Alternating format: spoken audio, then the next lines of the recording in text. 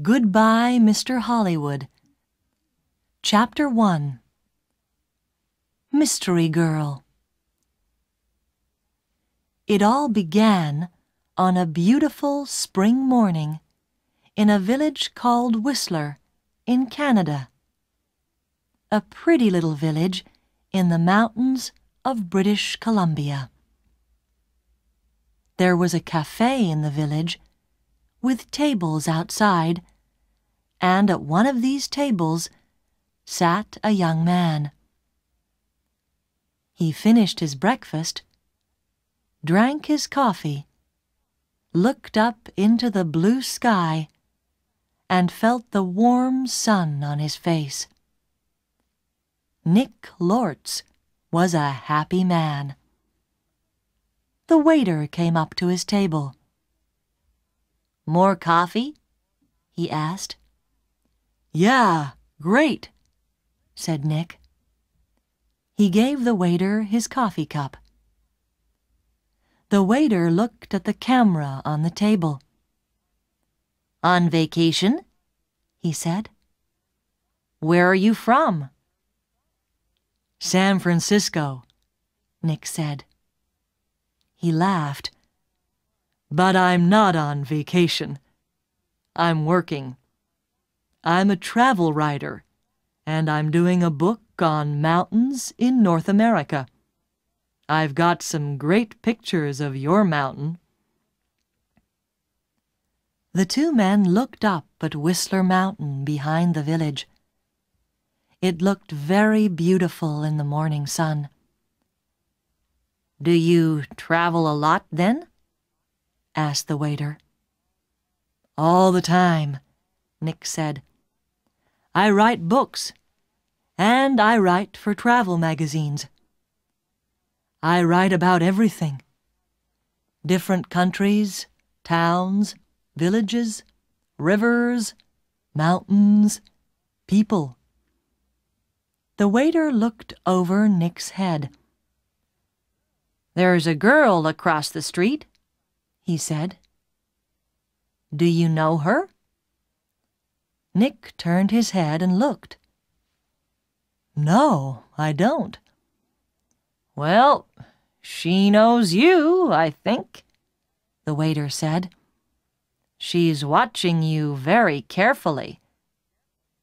He gave Nick a smile. "Have a nice day." He went away, back into the cafe. Nick looked at the girl across the street. She was about 25, and she was very pretty. "She is watching me," Nick thought.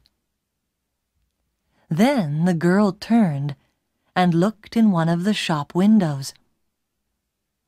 After a second or two, she looked back at Nick again. Nick watched her. "She looks worried," he thought. "What's she doing? Is she waiting for somebody?" Suddenly, the girl smiled. Then she walked across the street, came up to Nick's table, and sat down. She put her bag down on the table. The bag was half open. "Hi, I'm Jan," she said. "Do you remember me? We met at a party in Toronto." "Hi, Jan," said Nick. He smiled. "I'm Nick, but we didn't meet at a party in Toronto. I don't go to parties very often, and never in Toronto." "Oh," the girl said, but she didn't get up or move away. "Have some coffee," said Nick. The story about the party in Toronto wasn't true, but it was a beautiful morning, and she was a pretty girl. Maybe it was a party in Montreal or New York. The girl laughed. "Okay, maybe it was, And yes, I'd love some coffee. When she had her coffee, Nick asked, "What are you doing in Whistler? Or do you live here?" "Oh, no," she said. "I'm just traveling through. And what are you doing here?" "I'm a travel writer," Nick said, "and I'm writing a book about famous mountains." "That's interesting," she said.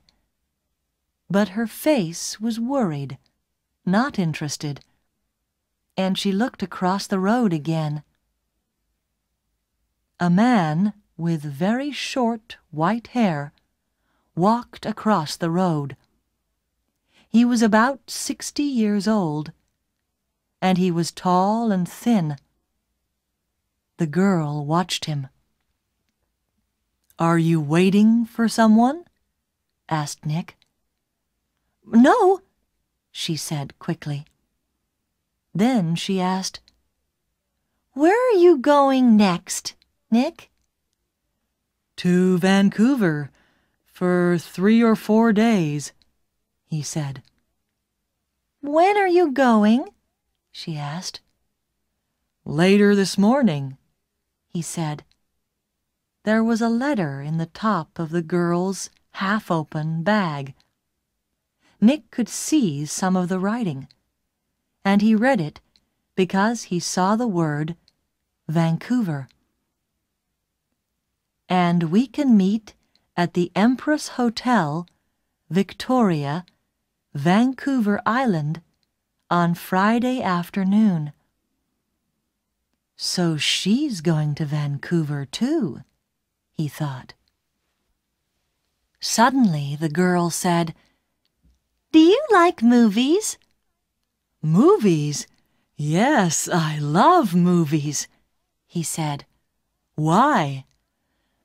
"I know a man, and he loves movies and going to the cinema," she said slowly. "People call him Mr. Hollywood." She smiled at Nick. "Can I call you Mr. Hollywood too?" Nick laughed. "Okay," he said. "And what can I call you?" She smiled again. "Call me Mystery Girl," she said. "That's a good name for you," said Nick. Just then, the man with white hair came into the cafe. He did not look at Nick or the girl, but he sat at a table near them. He asked the waiter for some breakfast. Then he began to read a magazine. The girl looked at the man, then quickly looked away again. "Do you know him?" Nick asked her. "No," she said. She finished her coffee quickly and got up. "I must go now," she said. Nick stood up too. "Nice to—" he began, but the girl suddenly took his face between her hands and kissed him on the mouth. "Drive carefully, Mr. Hollywood. Goodbye," she said with a big, beautiful smile. Then she turned and walked quickly away. Nick sat down again and watched her. She walked down the road and into a big hotel. Now what, thought Nick, was that all about? The man with white hair watched Nick and waited. After 4 or 5 minutes, Nick finished his coffee, took his books and his camera, and left the cafe. His car was just outside the girl's hotel, and he walked slowly along the street to it. The man with white hair waited a second, then quickly followed Nick. From a window high up in the hotel, the girl looked down into the road. She saw Nick and the man with white hair about 50 yards behind him. Nick got into his car, and the man with white hair walked quickly to a red car across the street. 5 seconds later, Nick drove away in his blue car, and the red car began to follow him. When the girl saw this, she smiled, then went to put some things in her travel bag. Chapter 2. A Hand in the Back. That evening, in his hotel room in Vancouver, Nick could not stop thinking about the girl in the Whistler Cafe. Why did she come and sit with him? She didn't know him, and that story about a party in Toronto wasn't true, and she was worried about something. But what? And that kiss! It was nice, of course, but why did she do it? Maybe she liked my face, Nick thought, or my brown eyes. But I'm not going to see her again, so it doesn't matter. Forget it. He put some money in his pocket and went downstairs to the hotel restaurant. But there were no free tables, so he walked down to Gastown and found a restaurant there. After dinner, he went for a walk. Vancouver was a friendly city, and Nick liked walking through Gastown and Chinatown, looking in the shops and watching the people. It was nearly dark now, and it was a busy time of the evening. There were a lot of cars and a lot of people. After a time, Nick began to walk back to his hotel. He came to a busy street and waited with a small crowd of people to go across. A tall woman in a blue dress stood next to him. She turned and smiled at him. "It's the first warm evening of spring," she said. "It's nice to be out after the long, cold winter." "Yeah," said Nick. "It's great. It's—" Suddenly, there was a hand in his back, and the hand pushed Nick into the road. Nick fell on his face in front of a big, green car. People screamed, but the green car stopped only inches from Nick's head. The woman in the blue dress ran into the road and pulled Nick to his feet. "Are you okay? What happened?" she said. The driver of the green car shouted angrily at Nick, but Nick did not hear him. "Somebody pushed me," he said to the woman. "I didn't fall. Somebody pushed me." "Pushed you?" said the woman. "Who? I didn't see anybody." Nick looked at the faces of the people near him, but he didn't know them. Then he saw a man's back. The man was tall and thin, and had very short white hair. He walked quickly away down the street, and did not look back. "Hey, you!" Nick shouted. "Wait!" But the man did not stop, and he was soon lost in the crowds. "Did he push you?" asked the woman in the blue dress. I don't know," Nick said. "Do you know him?" she asked. "I don't know his name," Nick said. "But I know that short white hair. Now where did I see it before?" The woman began to move away. "I must get home," she said. "Are you okay now?" "Yeah, I'm okay," Nick said. "And thanks.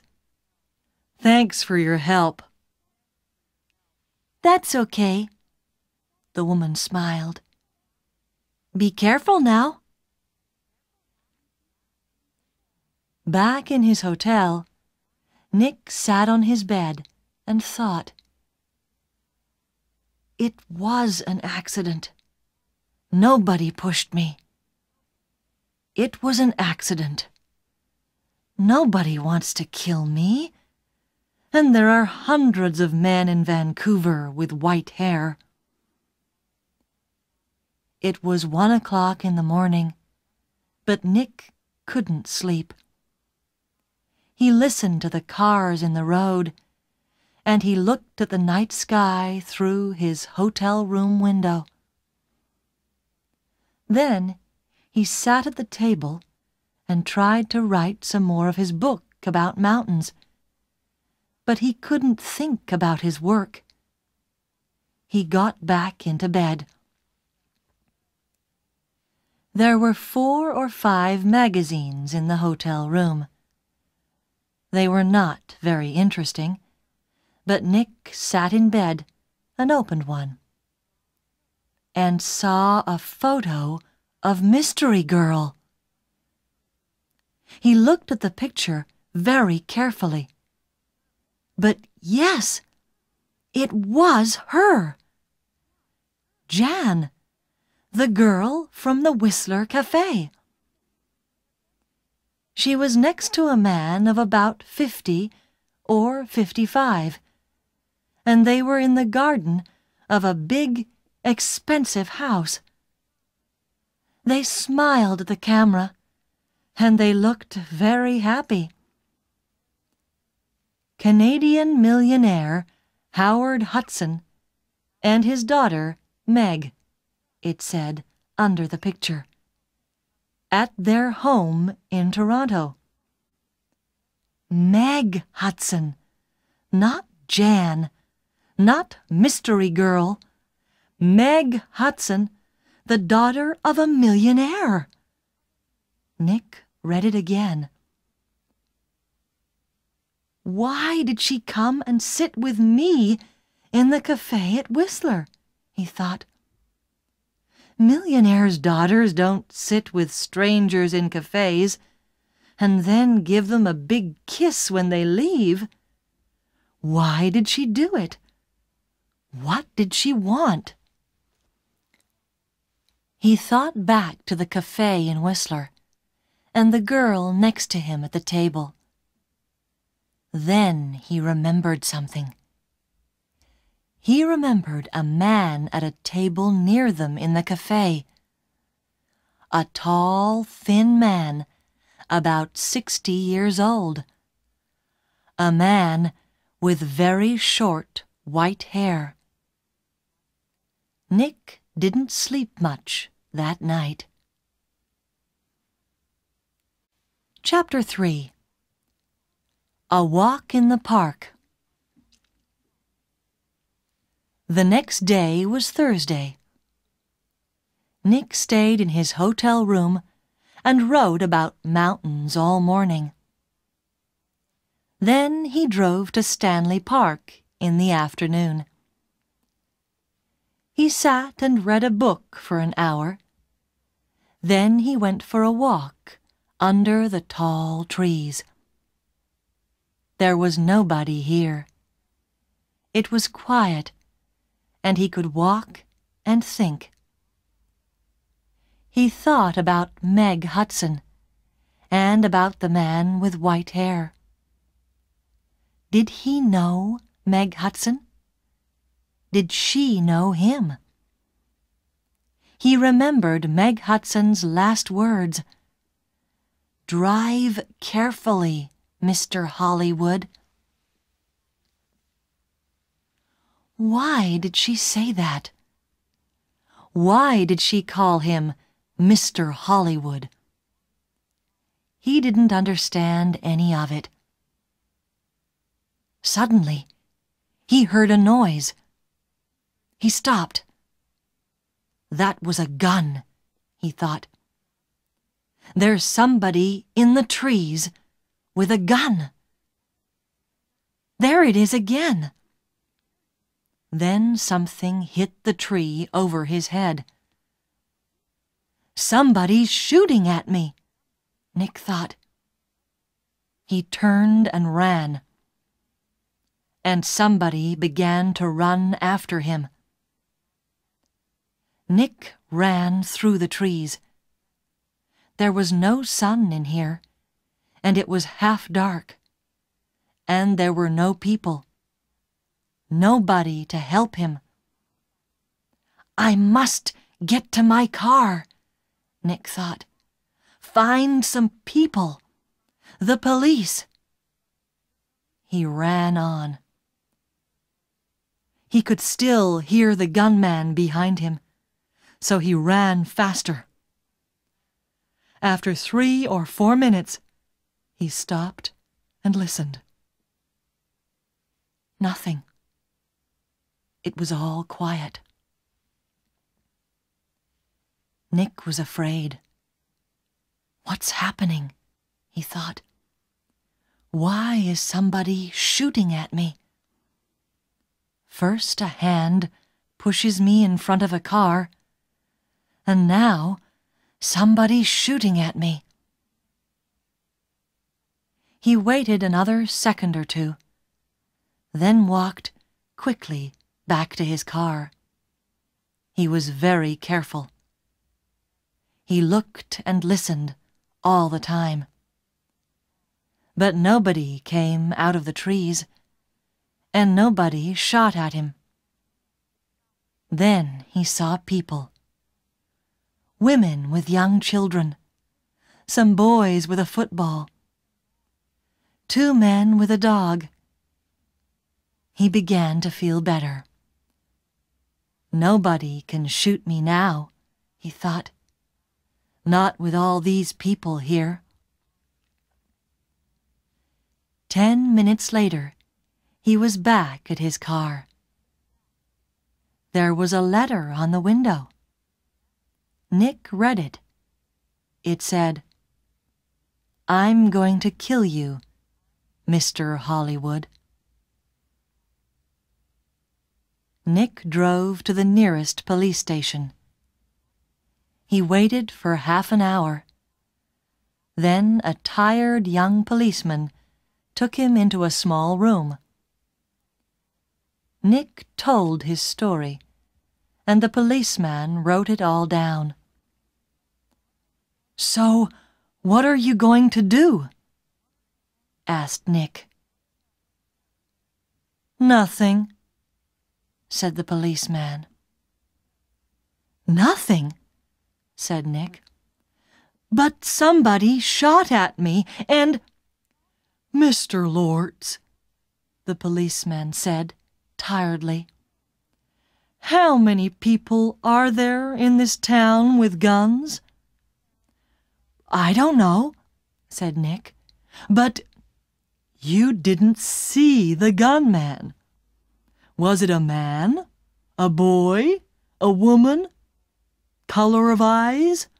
Long hair, short hair? You don't know, because you didn't see anybody. Maybe it was an old girlfriend.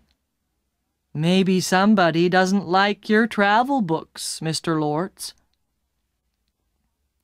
"But what about the man with white hair in Whistler?" said Nick. "The girl, Meg Hudson, called me Mr. Hollywood in the cafe, and this man heard her. And now I get a letter to Mr. Hollywood on my car. Who is this Mr. Hollywood?" "We all want answers to our questions, Mr. Lortz," the policeman said. "But we don't always get them." Questions, but no answers. Nick walked out of the police station and drove to his hotel. He was angry and afraid. "How did the man with white hair find me in Vancouver?" he thought. "Did he follow me from Whistler? Is he following me now? Maybe he's staying at my hotel too, in the next room, with his gun." Chapter 4. The Man with White Hair.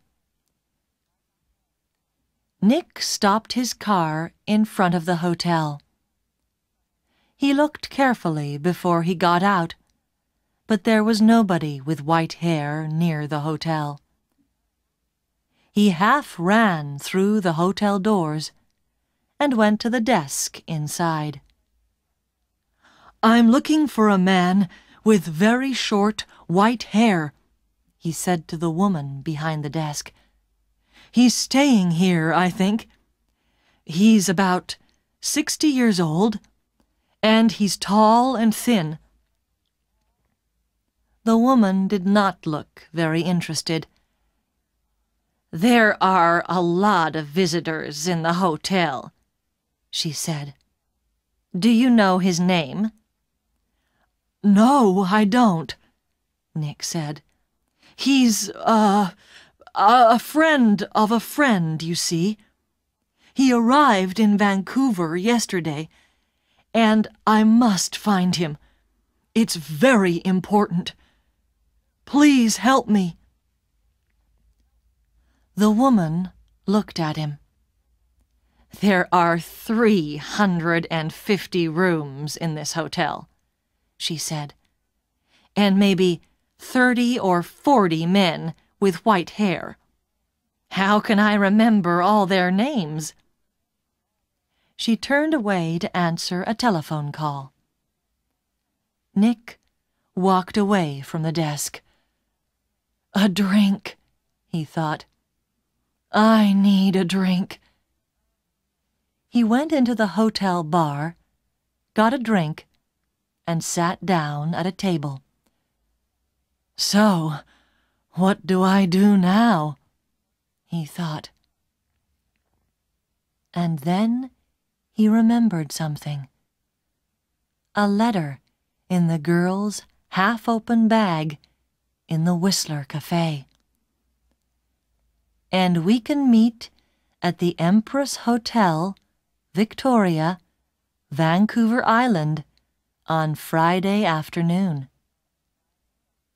And tomorrow was Friday. "I'm going to Victoria, on Vancouver Island," he thought. "To the Empress Hotel." Nick had dinner in the hotel that evening. He finished eating and got up from his table and saw the man with white hair. Nick moved quickly. The man was at the hotel desk. Nick could see the white head above the other heads near the desk. "Excuse me," said Nick. He pushed past the people in the hotel restaurant. A small boy ran in front of him, and Nick ran into him. The boy and Nick fell down on the floor. The boy began to cry. "Hey!" said a woman behind Nick. "I'm very sorry," said Nick.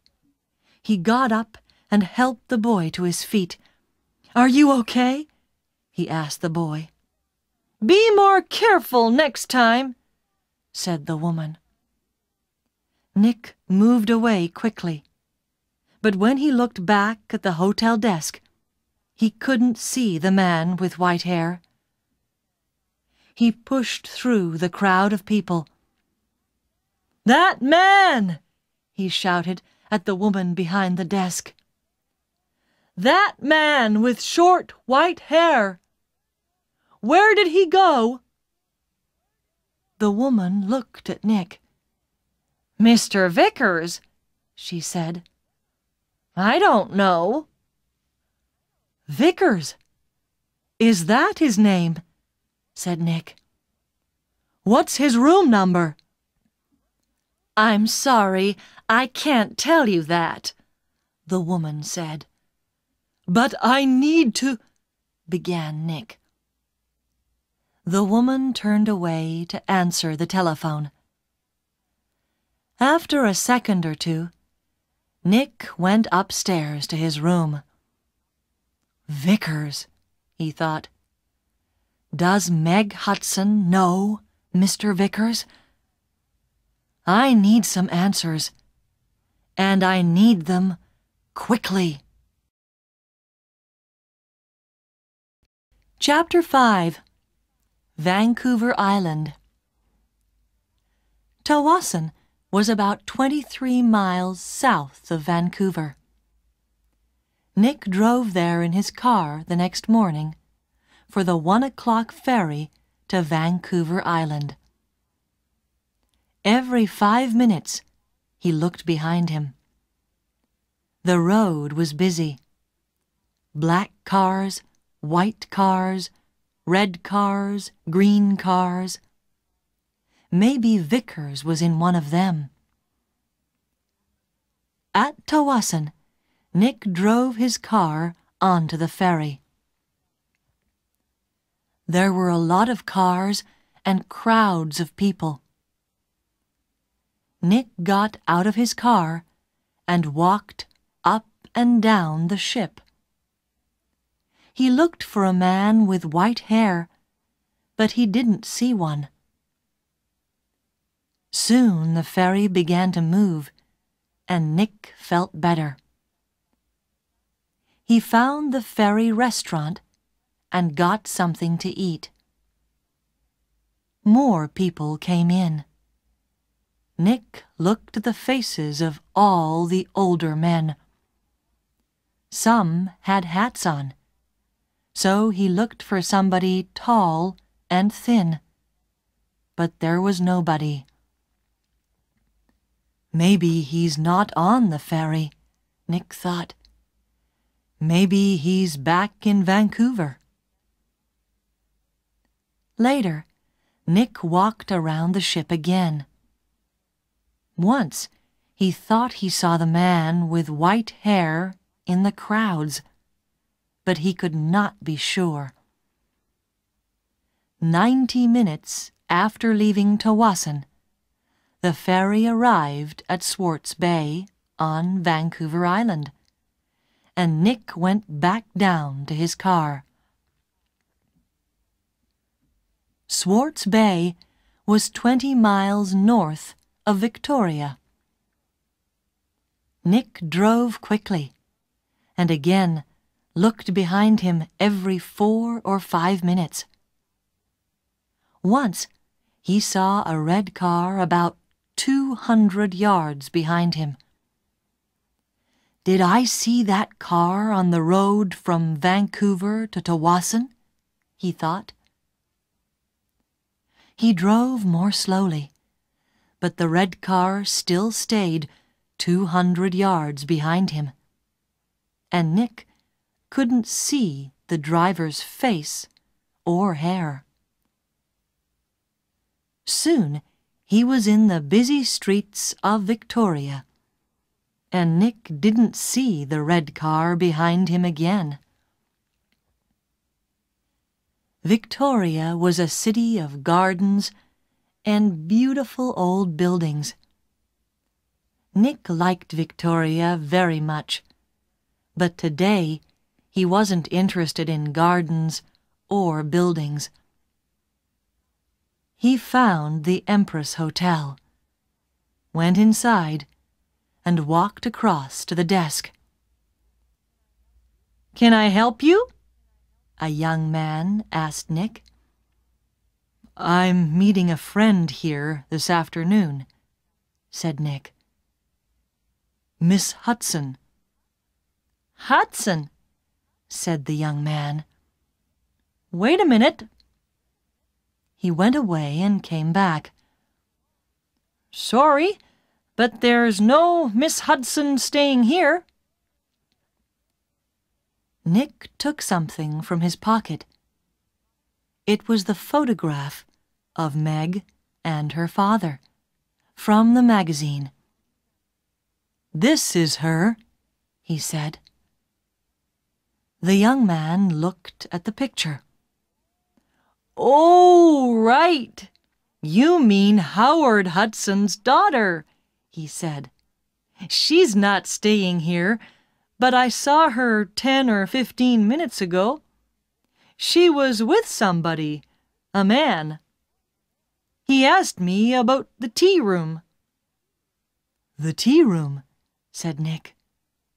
"Where's that?" The man with short white hair was tired. He couldn't sleep and he couldn't eat. He thought about only one thing all the time. He drove and he watched, and he waited and he followed. When he drove into Victoria, the streets were busy, and suddenly he lost the blue car in front of him. Angrily, he drove around the city, past all the big hotels. "I must find him," he said. "I must do it today." Then he saw the Empress Hotel, and in the street outside it, a blue car. He drove past the hotel, left his car, and ran back down the street. He went across the road and walked past the downstairs windows. There was a big room with tables and chairs and a lot of people. He looked carefully at all the faces. "There she is," he said suddenly. There were 2 men with the girl. He couldn't see their faces, only the backs of their heads, but one of the men was in a green shirt. "Mr. Hollywood," the man said, and smiled. "Goodbye, Mr. Hollywood." People in the street turned to look at him, but the man did not see them. He walked up to the doors of the hotel and put a hand into his pocket. Inside, the gun was cold and hard. Chapter 6. A Tea Party. Nick looked through the doors of the tea room in the Empress Hotel. Meg Hudson sat at a table with a man. The man was about 30, or maybe a year or 2 younger. He was tall and brown from the sun. He wore a white shirt, white trousers, and white shoes. He said something to Meg, and she laughed. She looked very happy. A waiter came up to Nick. "Can I get you some tea?" he asked. "No, thanks," said Nick. "I'm with the 2 people over there." and he walked across to Meg's table. "Hello, mystery girl," said Nick. "Remember me? We met at Whistler. Your name was Jan then, but maybe today it's Meg Hudson." Meg Hudson looked up at him. "Oh," she said, and her face went red. "Who is this, Meg?" asked the man. "This is Nick," said Meg. "He's a writer. Nick, this is Craig Winters." "Sometimes called Mr. Hollywood," said Nick. "Maybe. But how did you know that?" asked Craig Winters. "I guessed," said Nick, "and I think I'm beginning to understand. Can I ask you a question, Mr. Winters? Does somebody want to kill you?" Craig Winters' face went white. "Kill me? What are you talking about?" asked Meg. "Before I tell you, answer this question, please," said Nick. "You called me Mr. Hollywood in Whistler, and you wanted the man at the next table, the man with white hair, to hear you. Is that right?" Meg Hudson did not answer at first. Then she said quietly, "Yes." "Why?" asked Nick. "I wanted him to follow you, and not me." "Why?" Nick asked again. "I think he's a detective," said Meg. "And I think he's working for my father. I saw him soon after I left Toronto. He followed me." Meg put her hand on Craig Winters' arm. "My father doesn't like Craig. A month ago, he told me not to see Craig again. I'm not happy, and he knows that. I think he guessed that I'm meeting Craig. And now he wants to find Craig and stop him seeing me." "Stop him," said Nick. "Or kill him." "No," Meg Hudson said. "Daddy doesn't—" "The man with white hair pushed me in front of a car in Vancouver," Nick told her. "And he shot at me in Stanley Park." "What?" said Meg. Tell me about this man with white hair," Winters said suddenly. Nick looked at him. "He's about 60, and he's tall and thin," he said. "Do you know his name?" asked Winters. "Vickers," said Nick. Craig Winters suddenly looked ill. Did he follow you to Victoria? Did he follow you here?" "I don't know," said Nick. He watched Winters. "You're afraid of him. Why? Why does this man Vickers want to kill you, Winters?" Before Craig Winters could answer, Meg's face went white. "Oh, no!" she said. "Look! Look over there! By the door!" Nick and Craig Winters turned to look. At the door of the tea room stood the man with white hair. He looked up and down the room, and then he saw them, and began to walk across to their table. His hand was in his pocket. For a second or two, the three people at the table did not move. Then Craig Winters jumped to his feet. "That's Mr. Hollywood!" he screamed. "That man there!" And he pointed at Nick.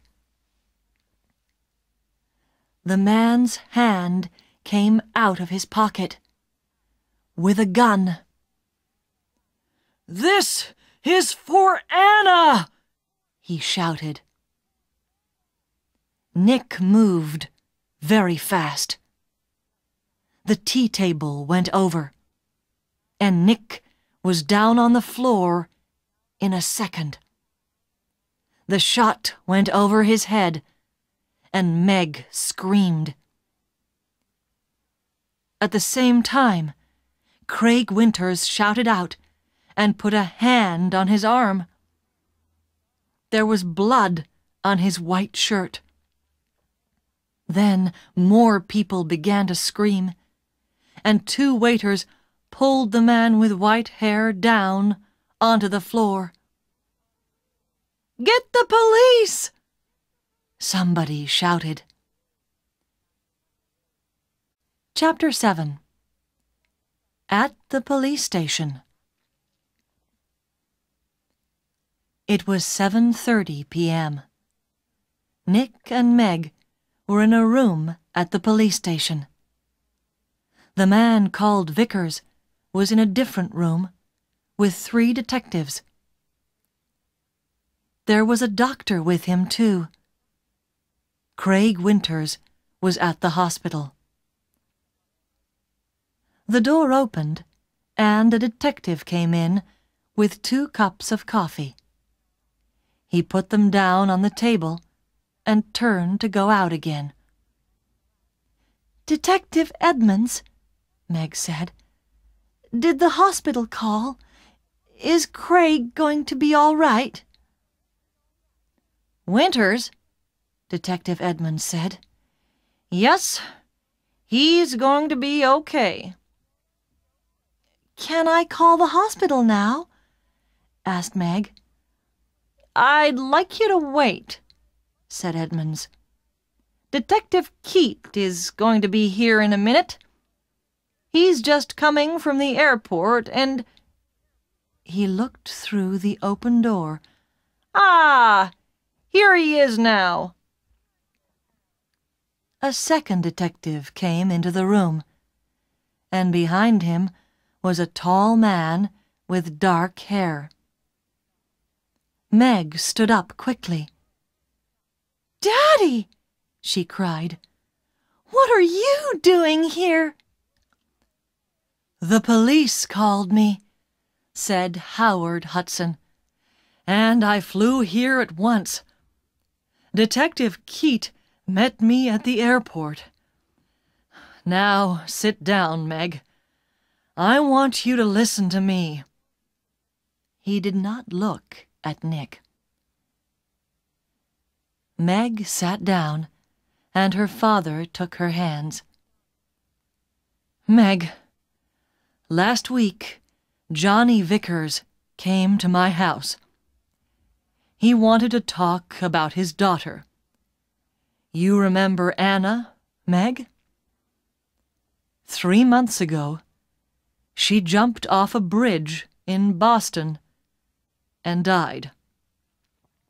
She was young, beautiful, rich, and she didn't want to live. Why? Because she loved a man, and the man took her money, ran away, and left her. And the man was called—" "No!" said Meg. "No!" "Yes, Meg. Yes. He was called Mr. Hollywood." "No!" shouted Meg. She began to cry. "That's right, Miss Hudson," said Detective Keat quietly. "To you, he gave the name Craig Winters. When Anna Vickers knew him, he was Carl Windsor. But he liked all his girlfriends to call him Mr. Hollywood.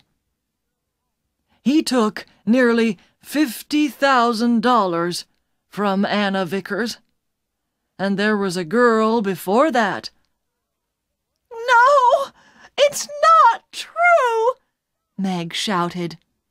"It is true, Meg," said her father. Windsor gets all his money from rich men's daughters. Johnny Vickers loved his daughter. He went to her house in Boston after she died. He read her letters and learned about the money and the name Mr. Hollywood. And when he came to my house, I told him about you, Meg. I said, 'My daughter's got a new boyfriend, and she calls him Mr. Hollywood. I don't like him, but I can't stop her. She's going away to meet him next week, I think. What can I do?'